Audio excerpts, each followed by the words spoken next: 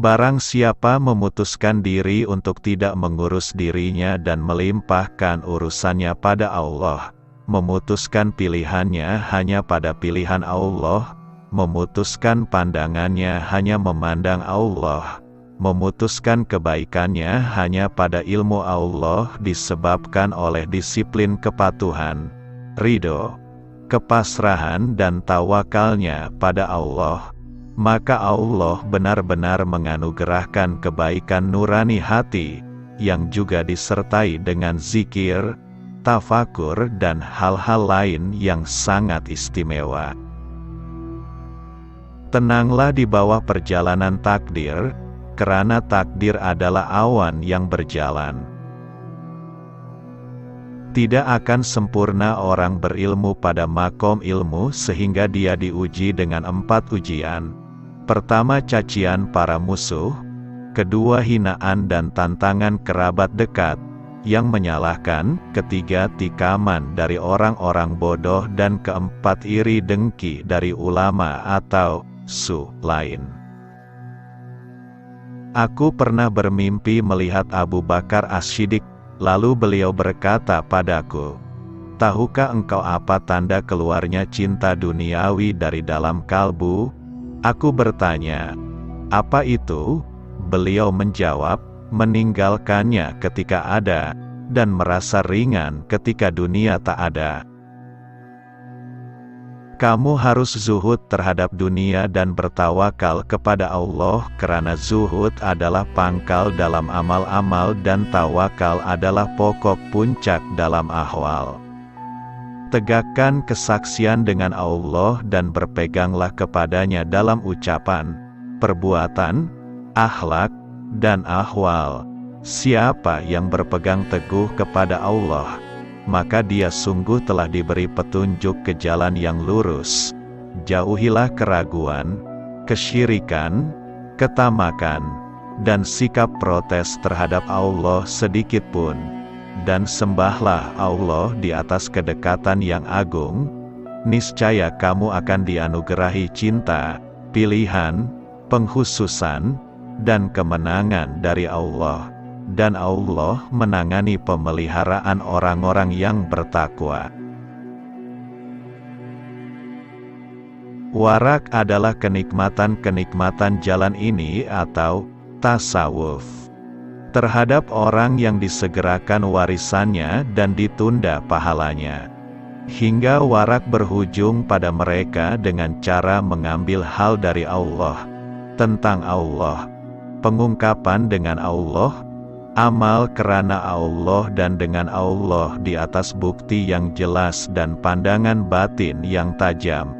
Mereka dalam kebanyakan waktu dan seluruh keadaan, tidak mengatur, tidak memilih, tidak berangkat, tidak bertafakur, tidak memandang, tidak menuturkan, tidak menggenggam, tidak berjalan, dan tidak bergerak kecuali dengan Allah dan kerana Allah Subhanahu wa Ta'ala.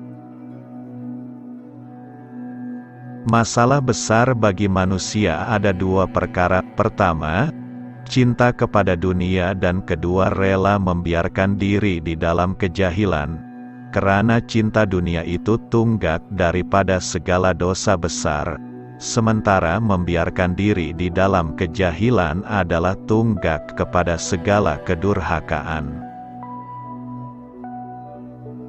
Siapa yang menunjukkan dirimu kepada dunia, maka ia akan membinasakan dirimu. Siapa yang menunjukkan dirimu pada amal, ia akan memayahkan dirimu.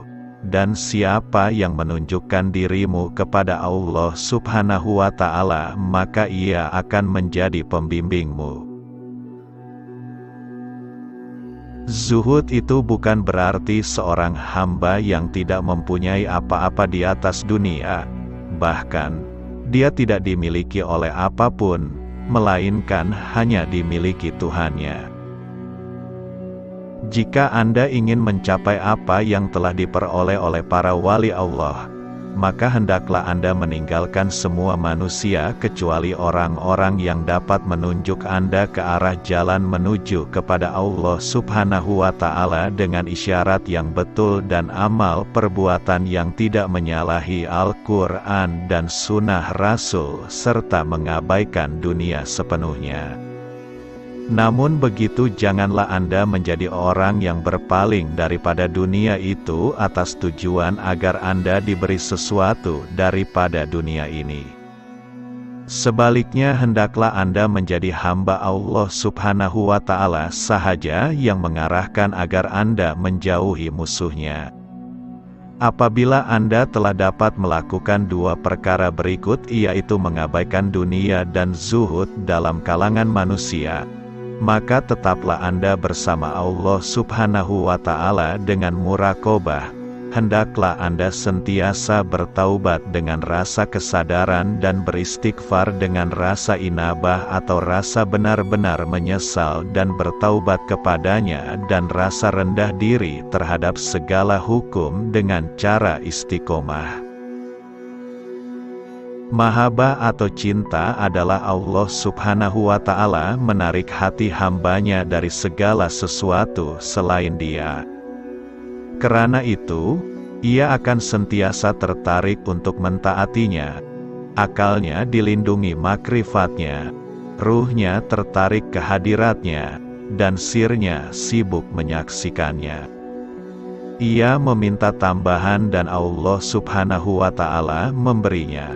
Ia memulai dengan sesuatu lebih indah daripada kenikmatan munajat sehingga diberi hiasan yang mendekatkannya kepadanya di atas hamparan kurbah. Ia mendapatkan berbagai hakikat dan pengetahuan. Karena itu, ada ungkapan para wali Allah adalah pengantin. Mereka tidak bisa dilihat oleh penjahat. Di antara anugerah Allah Subhanahu wa Ta'ala yang paling berharga ialah ridho dengan ketentuan Allah, sabar menerima cobaan, tawakal kepadanya ketika menghadapi kesulitan, serta kembali kepadanya saat ditimpa bencana. Kembalilah dari menentang Allah Subhanahu wa Ta'ala, maka engkau menjadi ahli tauhid. Berbuatlah sesuai dengan rukun-rukun syarat, maka engkau menjadi ahli sunnah. Gabungkanlah keduanya, maka engkau menuju kesejatian. Makrifat adalah salah satu tujuan dari tasawuf yang dapat diperoleh dengan dua jalan. 1. Mawahib, yaitu Tuhan memberikannya tanpa usaha dan Dia memilihnya sendiri orang-orang yang akan diberi anugerah tersebut. 2. Makasib, yaitu makrifat akan dapat diperoleh melalui usaha keras seseorang, melalui ar-riyadoh, zikir, wudu, puasa dan amal solih lainnya. Jika kamu ingin Allah bersama kamu, maka bebaskan ego kamu daripada kepandaian dan kekuatan kamu. Larilah dari kebaikan atau bantuan orang, melebihi dari larimu dari kejahatan orang kepadamu. Sebab kebaikan orang itu langsung membahayakan hatimu, sedang kejahatan mereka hanya membahayakan jasmanimu, dan bahaya jasmani itu lebih ringan dari bahaya hati. Bahaya kebaikan orang kepadamu, jika kamu menyukainya dan senang, maka akan membuatmu bersandar dan berharap kepada mereka. Ketuklah pintu zikir dengan hasrat dan sikap sangat memerlukan kepada Allah Subhanahu wa Ta'ala melalui kontemplasi, menjauhkan diri segala hal selain Allah Subhanahu wa Ta'ala. Lakukanlah dengan menjaga rahasia batin, agar jauh dari bisikan nafsu dalam seluruh nafas dan jiwa, sehingga kalian memiliki kekayaan rohani. Biasakan lisanmu dengan berzikir, hatimu untuk tafakur dan tubuhmu untuk menuruti perintahnya. Dengan demikian kalian bisa tergolong orang-orang soleh. Terima kasih sudah menonton. Jangan lupa like dan subscribe. Sampai jumpa di video berikutnya.